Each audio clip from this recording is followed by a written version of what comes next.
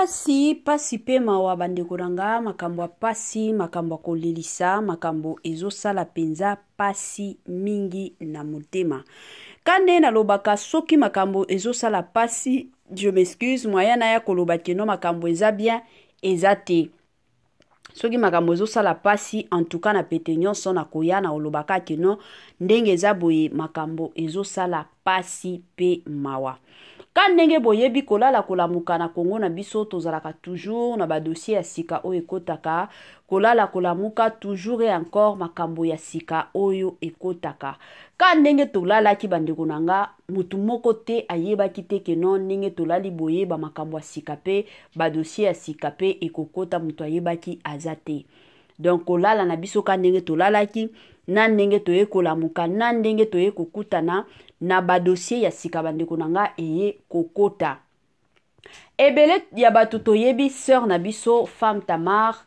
quand ndenge boyebi ye kutu succès na ye e mati penza likolo succès na ye ezo mataka du jour au jour succès na ye ezo kendaka nango ka liboso bandeko nanga ya pasi pe ya mawa eza sango oyo tolikolinga ko partager na bino ya pasi pe ya mawa bandeko nanga eza makambo oyo tolingi to betela bino lisolo oyo ekomeli mama na biso femme Tamar quand ndenge toyebi ebele ya batu toyebi keno sœur Tamar akendaki na ye poto akendaki France kobeta na ye concert na ye ebele ya batu kutu ba biso oyo na ba mission na biso mosusu quand ndenge boyebi toyaki ko sensibiliser moi batu ba kende kotala ba kende ko participer bazala wana na ye en tout cas toyaki komona pe concert na ye ndenge elekaki bandeko na ngai tokomisaki nzambe mais après concert na ye bandeko na nga makambo ya pasi pe mawa eyaki kokota bandeko na nga na niveau moko pas possible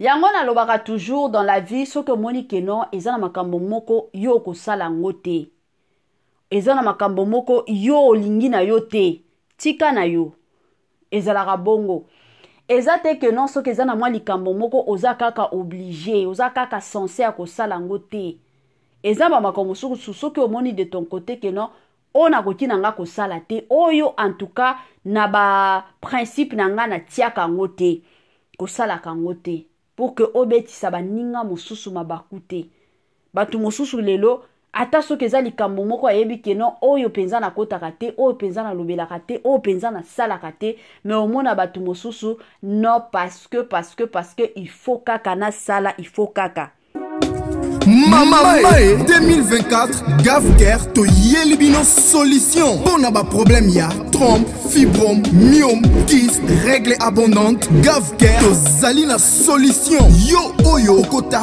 ménopause atana 65 ans na Gavker oko simba mwana ebongo oyo etali fertilité masculine ba papa to bosani binoté faiblesse sexuelle éjaculation précoce insuffisance des spermes topé agrandissement de pénis posaya mwasi ekimayo kimobali etelemaka bien te awa yoka yango etelemi ebongo oyo etali loposo vergeture babengi nduta bouton tache acné Gavker ba produit ya solo teint uniforme na 5 jours ya pamba oteli tala ndenge bimi kitoko na feti tozali na gamme complet ya kopakola ya injection ya comprimé na ya suppositoire ozali na problème ya hémorroïde interne topé externe papa mama kaka na 2 jours ya pamba omoni changement total pour la maladie ya tension diabète AVC topé obésité lobiko ezali perte de poids sans okota salle de sport kisi ya injection pe comprimé na Gavker bikalibela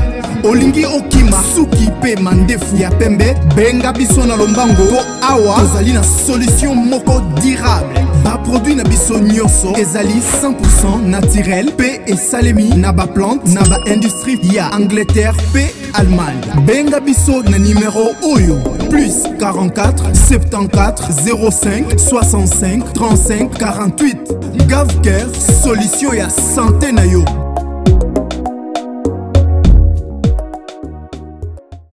Moi sensibilisation quand ndenge zalaka na système moko bien na système moko bio na système moko kitoko la famille Gavker et yelibiso ba solution ya kilikili Gavker et yelibiso ba solution ya kafu Gavker et yelibiso ba solution ya kitoko penza mingi makasi.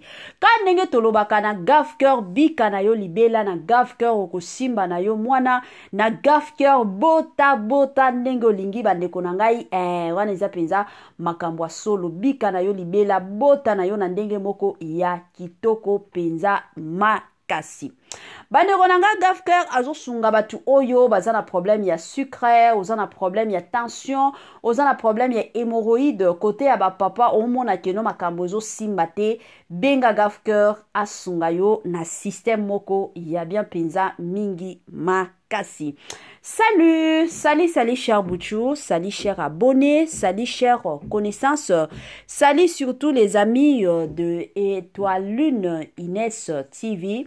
J'espère que vous allez bien. Quant à moi, je suis bel bien, super bien par la grâce de Dieu. Chers Bouchou, chers abonnés et chers connaissances, yalelo bandeko nanga na yelibisno na yelibiso lisusu kanenge boyebi sœur Tamar, femme Tamar bandeko nanga makambo eza ya mwa pasi. Avant na kota na mwa mozindo ekozala mwa bien na ya ko sensibiliser nanu batu nyonso ya sika. Toyebi que à chaque fois que tosalaka bémission ya sika bato sika pe bakotaka yango na ko sensibiliser bandeko na biso nyonso. En tout cas si c'est la toute première fois ya kokota penza na chaîne na biso, chaîne moko kitoko, chaîne ya ba analyse somme, chaîne moko ya ba information pas possible. Je vous prierai surtout de vous abonner massivement. Abonnez-vous. Cliquez aussi sur la cloche de notification pour surtout recevoir les nouveautés de notre chaîne. Aimez la vidéo, la famille, commentez et partagez. Et que ça la biso oyo penza tolobaka na biso chaque jour, chaque minute et pourquoi pas chaque seconde. Tokos makasi. Bambote nanga na yemoko Linda bukulu ya balinda, bambote nanga na yemoko Madame Gracia Mpoi, na pesi bambote na yemoko Mama Lisi mpitu ya balisi, bambote na Mama Eugenie Zemanga, bambote nanga na Madame Matrine Mafuta, bambote na yemoko Madame Jidito Diampovisa, na pesi bambote na bino nyonso balandi ya Étoile Inès TV na ndenge Congolais partout oyo ozali na monde entier, offre oyo ezali spécial pona yo parce que ozali mwana mboka mabele ya mboka batekelaka ngo bapaya te.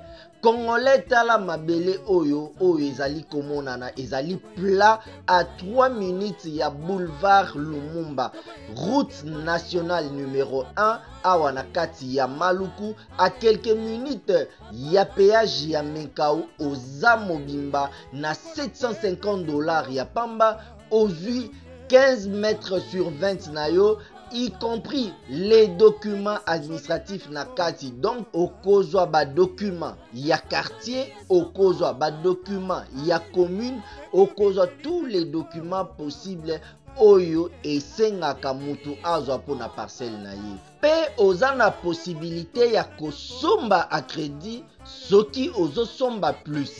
Ah oui, tolobaki te, tolobi bien, y compris les documents. Au pesi mongo na yo, oza na droit ya terrain 15 mètres sur 20, ozali na droit ya ba document administratif nyonso tu. Moi sensibilisation lisusu kandenge zalaka mata kita na système moko bien, na système moko bio, na système moko kitoko la famille, ba mapango koteka yango yo kande na lobaka sombelaka bana na yo lupango, bana na yo eza penza avenir na yo ya lobby.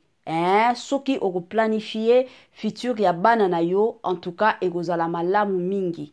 Na lobaka toujours soki penza okolinga te ke nona somba lupango pona bana ata yo moko ozala na Congo, ozala na poto bandeko nanga tokolaka eza na batu mosusu bakanisaka keno vie ezaka lelo totalaka lobby te, mais ekozala toujours malamu talela pe lobby parce que lobby toyebi te mosusu bandeko nanga okokufa mosusu okozala na yo.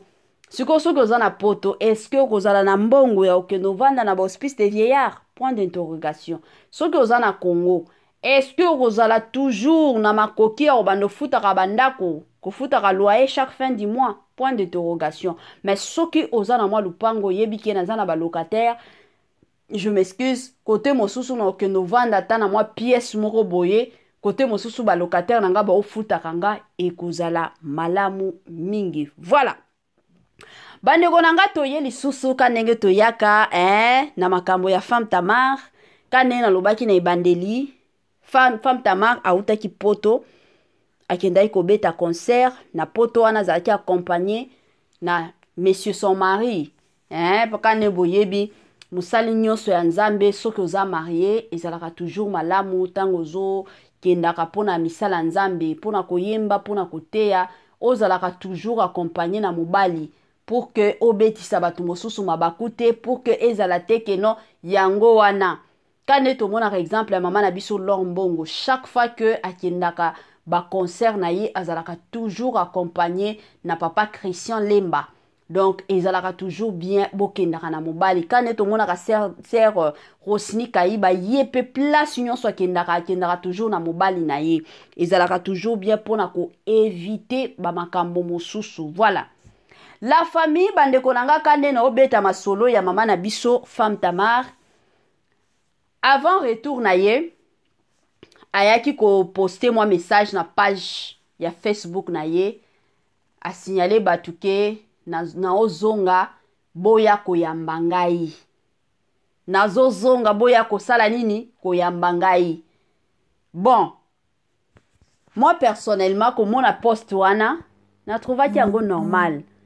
Na mona kiki aza mutu nyonso alingaka soki azo sala mwa likambo batu nyonso ba remarquer. Bon, pona ye amona kiki na sala message pona ba fan nanga ba o ba ozala disponible ba ya koyamba ngai.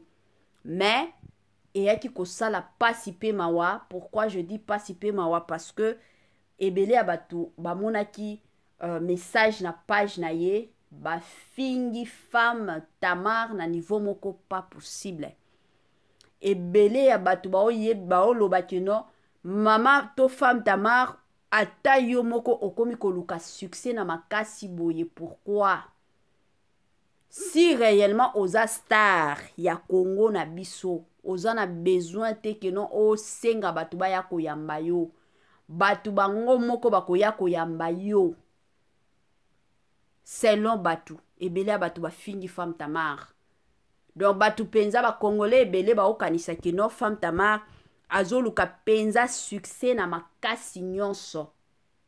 Donc nenga za boye aoluka penza otolobaka aoluka penza succès na makasi nyonso. Yango ekomi ke batu bakomi na bango kofinga ye. Yango nga pe na yaki kosala émission bandeko nanga e osala pasi.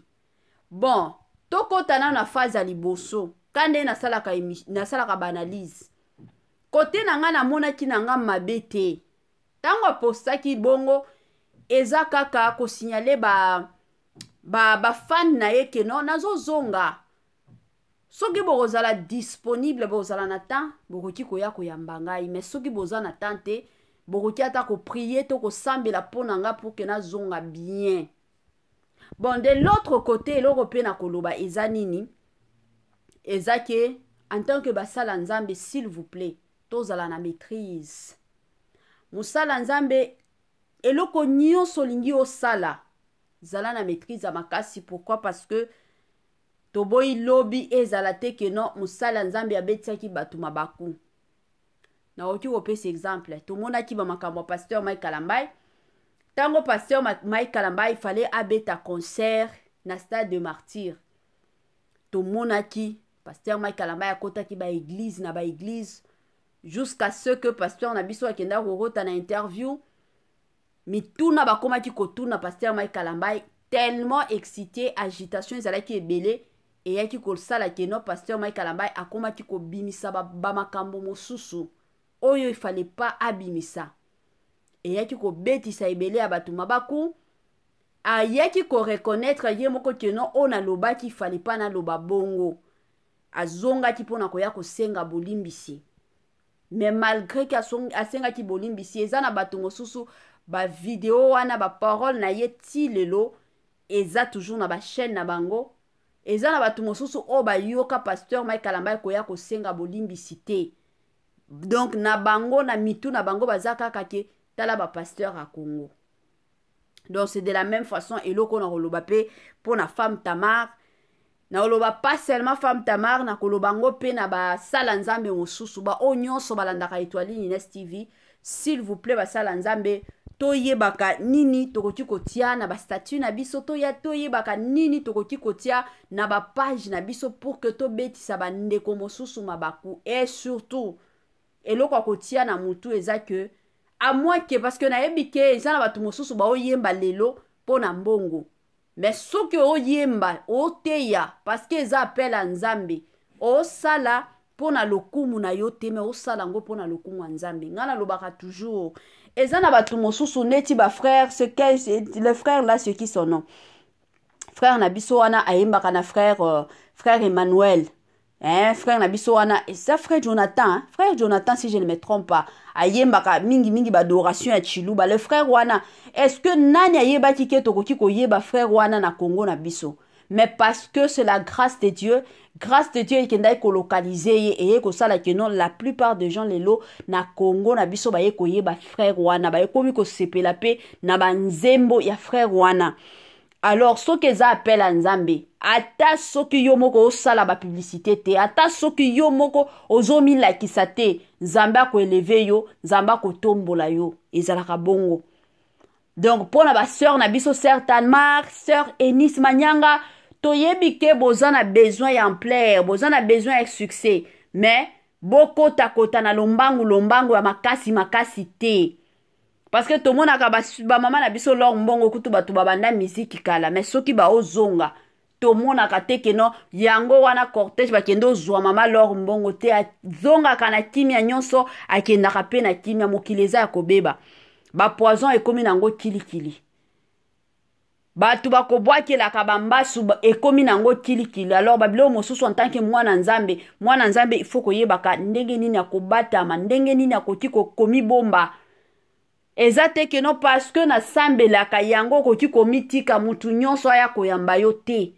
Biso bateya biso toza bana miketo okota na ba prière ba oyebisa biso que non mwana nzambe amibatamaka.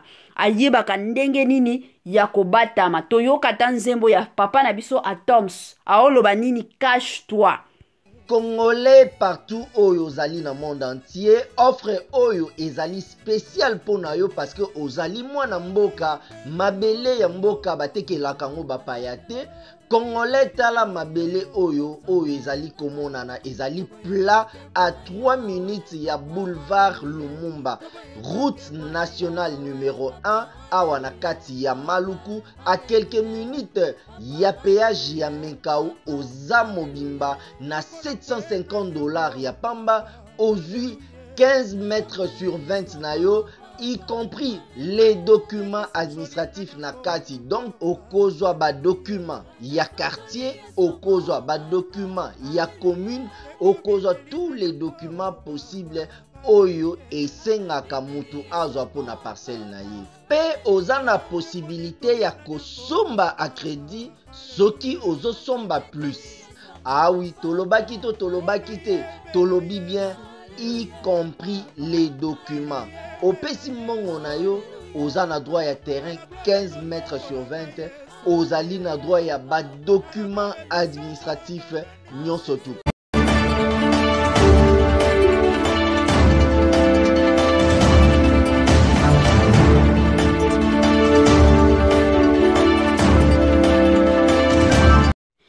Voilà, moi souka na biso yango yo la famille kane na lobaka toujours et encore que non biloko ya kitoko e umelaka nango te la famille wana tokomi penza na suka ya partage na biso ya lelo kane to lobela makambo ya sœur na biso femme Tamar. En tout cas ezala malamu mama oyeba ndenge nini akomi bomba mokili eza mabe eza te ke no batu nyonso bakosekisa yo balingi yo te eza na batu mosusu bomataka na bango na bangomba ya mangenge kuna mais baza kindoki ya makasi baza parmi batu oyo batungisaka yo makasi. donc yeba ndenge nini ya koki komibomba ekozala malamu mingi. Voilà la famille, kandenge na lobaka suka na biso yango yo, donc biloko ya kitoko yo melaka nango te la famille. Bo salela biso partage nde likambo. Bon, restez toujours branchés, scotchés sur Étoile Nines TV. Place masolo ya kitoko ezalaka masolo moko esekisaka masolo moko et changera surtout ba imer na bino. Voilà, bye bye la famille et à la prochaine.